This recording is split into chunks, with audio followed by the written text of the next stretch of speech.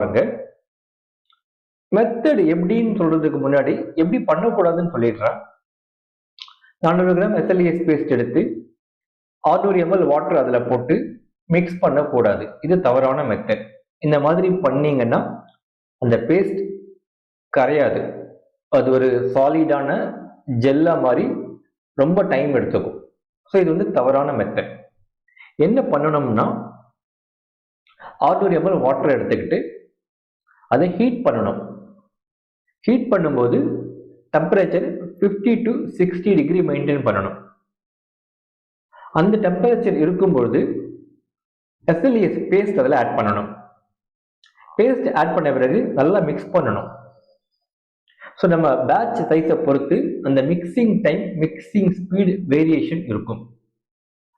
அதுக்கப்புறம் கூல் ஆச்சுன்னா நம்மளுக்கு எஸ்எல்இஎஸ் ஜெல் கிடைக்கும்.